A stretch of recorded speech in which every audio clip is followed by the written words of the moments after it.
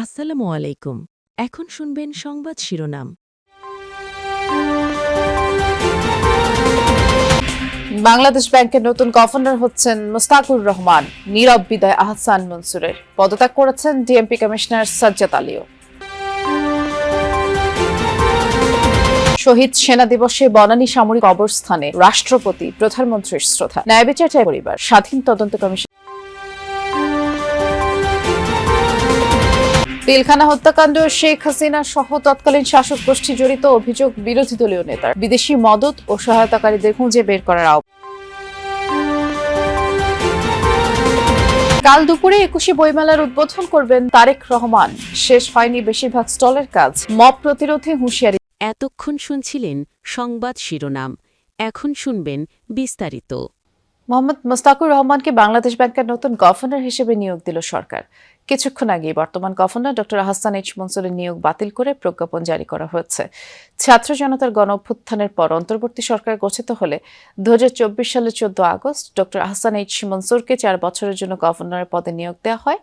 Doctor মনসুরের নিয়োগের সুবিধার্থে সরকার Bangladesh bank অধ্যাদেশ সংশোধন করে গভর্নরের সর্বোচ্চ বয়স ৬৭ বছর তুলে দিয়েছিল। আজ সকাল থেকে দুপুর পর্যন্ত নিজ দফতরে উপস্থিত ছিলেন আহসান এইচ মনসুর। একটি প্রেস ব্রিফিংও করেন তিনি। আর নতুন governor Mustakur Rahman BGMEA, REHAB association of travel agents, Dhaka chamber সহ অভিজাত পেশাদার এবং শিল্প সংগঠনের সদস্য। তিনি Bangladesh bank, Chittagong stock exchange সহ নিয়ন্ত্রক সংস্থার সাথেও ঘনিষ্ঠভাবে কাজ করেছেন। ১৯৮৭ সালে ঢাকা বিশ্ববিদ্যালয় থেকে অ্যাকাউন্টিং বিভাগে স্নাতকোত্তর ডিগ্রি লাভ করেন। ICMAB-র এই ফেলো চট্টগ্রাম স্টক এক্সচেঞ্জের পরিচালনা পর্ষদের সদস্য ছিলেন। ডিএমপি কমিশনারের দায়িত্ব থেকে পদত্যাগ করেছেন শেখ মোহাম্মদ সাজ্জাদ আলী। পুলিশের মহাপরিদর্শকের কাছে তিনি পদত্যাগপত্র পাঠিয়েছেন। সাজ্জাদ আলী পদত্যাগের ব্যাখ্যায় ব্যক্তিগত ও পারিবারিক কারণ উল্লেখ করেছেন। ২০২৪ সালে ২০ নভেম্বর ডিএমপি কমিশনার পদে চুক্তিভিত্তিক নিয়োগ পান সাজ্জাদ আলী। প্রজ্ঞাপনে বলা হয় যে যোগদানের তারিখ থেকে ২ বছর মেয়াদে তাকে চুক্তিভিত্তিক নিয়োগ দেওয়া হয় এবং সেই মেয়াদ শেষ হবে চলতি বছরের ২১ নভেম্বর। এর আগেই তিনি পদত্যাগপত্র জমা দিলেন। ডিএমপি কমিশনার হিসেবে নিয়োগ পাওয়ার আগে তিনি পুলিশ সংস্কার কমিশনের সদস্য হিসেবে দায়িত্ব পালন করেন। নবনিযুক্ত পুলিশ মহাপরিদর্শক আইজিপি মোহাম্মদ আলী হোসেন ফকির দায়িত্ব গ্রহণ করেছেন। সচিবালয়ে প্রধানমন্ত্রী তারেক রহমানের সাথে পরে তিনি সৌজন্য সাক্ষাৎ করেন। তাকে ব্যাজ পরিয়ে দেন প্রধানমন্ত্রী এবং স্বরাষ্ট্রমন্ত্রী সালাউদ্দিন আহমদ। আইজিপি পদে নিয়োগের পূর্বে তিনি APBN এর অতিরিক্ত আইজি ছিলেন। তিনি বিদায় আইজিপি বাহাদুল আলমের স্থলাভিষিক্ত হলেন। স্বরাষ্ট্র মন্ত্রণালয় গতকাল মোহাম্মদ আলী হোসেন ফকিরকে আইজিপি পদে নিয়োগ দিয়ে প্রজ্ঞাপন জারি করে। শ্রদ্ধা ও স্মরণে পালিত হল জাতীয় শহীদ সেনা দিবস। পিলখানা হত্যাকাণ্ডের শিকার শহীদদের প্রতি প্রথমবারের মতো শ্রদ্ধা জানালেন রাষ্ট্রপতি মোহাম্মদ শাহাবুদ্দিন, প্রধানমন্ত্রী তারেক রহমান। পুষ্পস্তবক অর্পণ করেন স্বরাষ্ট্রমন্ত্রী, ৩ বাহিনী প্রধান সহ বিভিন্ন রাজনৈতিক দল। এ সময় স্বরাষ্ট্রমন্ত্রী বলেন, পিলখানা হত্যাকাণ্ডের নতুনভাবে আর কোনো তদন্ত কমিশন হবে না। ২৫শে ফেব্রুয়ারি ২০০৯ সালের এই দিনে পিলখানা সদর দপ্তরে ৫৭ জন সেনা কর্মকর্তা সহ ৭৪ জনকে হত্যা করা হয়, যা জাতীয় শহীদ সেনা দিবস হিসেবে পালিত হচ্ছে গেল বছর থেকে। এবারই প্রথমবার বনানী সামরিক কবরস্থানে শহীদদের প্রতি শ্রদ্ধা জানালেন রাষ্ট্রপতি মোহাম্মদ শাহাবুদ্দিন ও প্রধানমন্ত্রী তারেক রহমান।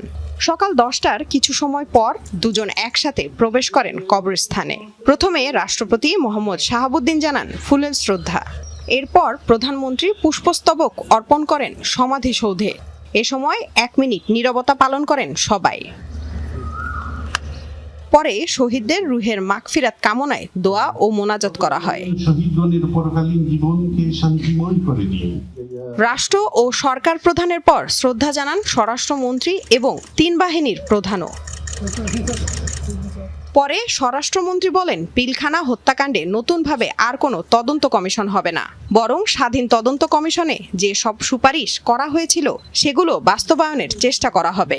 আমরা নতুন করে কোনো তদন্ত কমিশন করব না, যেহেতু জাতীয় একটা স্বাধীন তদন্ত কমিশন গঠিত হয়েছে। পিলখানা হত্যাকাণ্ডের যথাযথ বিচার করা হবে এবং ন্যায় বিচার নিশ্চিত করা হবে, যাতে এই জাতীয় কোনো ঘটনা আমাদেরকে জাতীয় জীবনে আর না দেখতে হয় ভবিষ্যতে।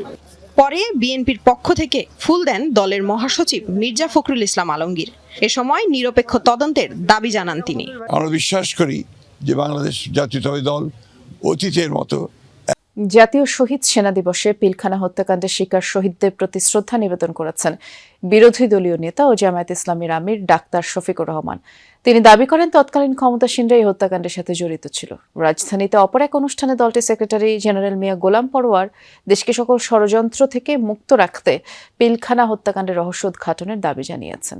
জাতীয় শহীদ সেনা দিবসে পিলখানা হত্যাকাণ্ডে শহীদদের প্রতি শ্রদ্ধা জানাতে বনানীর সামরিক কবরস্থানে বিরোধী দলীয় নেতা ও জামায়াতে ইসলামের আমির ডাক্তার শফিকুর রহমান শ্রদ্ধা নিবেদন শেষে জামায়াতের বিভিন্ন পর্যায়ের নেতাকর্মীদের সাথে নিয়ে মোনাজাত করেন জামায়াত আমির। পরে কথা বলেন গণমাধ্যমের সাথে। জামায়াত আমির দাবি করেন পিলখানা হত্যাকাণ্ডের সাথে তৎকালীন ক্ষমতাসীন আওয়ামী লীগ জড়িত ছিল। প্রকৃত দোষীদের চিহ্নিত করে বিচার না করা হলে জাতির দায়মোচন হবে না বলে মন্তব্য করেন তিনি। যদি ওই তদন্তের রিপোর্ট সামনে আসতো জাতির সামনে, তাহলে হয়তো অনেক সত্য পরিষ্কার হয়ে যেত। নিশ্চয়ই তখন যারা ক্ষমতাসীন ছিলেন এর সাথে তাদের গভীর সম্পর্ক ছিল এই হত্যাকাণ্ডের সাথে।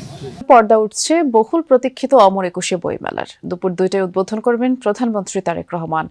মেলা নির্বিঘ্নে অনুষ্ঠানের লক্ষ্যে প্রস্তুত পুলিশ ও সোয়াট টিম। সকালে সোহরাওয়ার্দী উদ্যানে বইমেলা প্রাঙ্গণ পরিদর্শন করেন অতিরিক্ত পুলিশ কমিশনার মোহাম্মদ সরওয়ার। জানিয়েছেন নিরাপত্তা নিশ্চিতে পুলিশ কন্ট্রোল রুম থেকে 24 ঘন্টা তদারকি করা হবে। মাঠে মোতায়েন থাকবে পুলিশ সদস্য, সাদা পোশাকেও থাকবে। আর সাপ্তাহিক ছুটিতে বিশেষ নিরাপত্তা ব্যবস্থা থাকবে। প্রায় 300টি ক্লোজ সার্কিট ক্যামেরা দিয়ে পর্যবেক্ষণ করা হবে। নারী ও শিশুদের জন্য বিশেষ নিরাপত্তা ব্যবস্থা রাখা হয়েছে। জানান মেলা চলাকালীন দিন ও রাতে ভারী যানবাহন চলাচল করবে না ঢাকা বিশ্ববিদ্যালয় এলাকায়। টিএসসি, দোয়েল চত্বর, হাকিম চত্বরে 3টি ডাইভারশন থাকবে এবং ধর্মীয় অনুভূতিতে আঘাত করে এমন বই স্টলে আছে কিনা সে ব্যাপারে পুলিশ সতর্ক থাকবে, মবের বিষয়ে সতর্ক থাকবে। তবে এখনো পুরোপুরি স্টল রেডি হয়নি। ডিএমপির একটা স্পেশালাইজড ট্রেনিং প্রাপ্ত টিম সহ অন্যান্য টিমগুলি সার্বক্ষণিক প্রস্তুত থাকবে। মেলা চলাকালীন সময়ে দিনে ও রাতে ঢাকা বিশ্ববিদ্যালয় এলাকায় কোনো ভারী যানবাহন প্রবেশ করবে না। নিরাপত্তা ও শৃঙ্খলার স্বার্থে বইমেলা কেন্দ্রিক কিছু ডাইভারশন ব্যবস্থা চালু থাকবে। জুনিয়র বৃত্তি পরীক্ষায় এবছর 14,700 জন মেধাবৃত্তি এবং 31,500 সাধারণ বৃত্তি প্রদান করা হবে। সচিবালয়ে কথা জানিয়েছেন শিক্ষামন্ত্রী আনম এহসানুল হক মিলন। বলেন মেধাবৃত্তি প্রাপ্তরা পাবেন মাসিক 450 টাকা, এককালীন বাৎসরিক অনুদান পাবেন 560 টাকা। আর সাধারণ বৃত্তি প্রাপ্তরা মাসিক 300 টাকা, এককালীন বাৎসরিক অনুদান পাবেন 350 টাকা। গত বছর বন্ধ থাকা 5ম শ্রেণীর বৃত্তি পরীক্ষা এবছর এপ্রিলের মধ্যে অনুষ্ঠিত হবে। শিক্ষামন্ত্রী বলেন এমপিও ভুক্তির বিষয়ে অন্তর্বর্তী সরকার তড়িঘড়ি স্ক্রুটিনাইজ করেছে, কোনো সিদ্ধান্ত দেয়নি।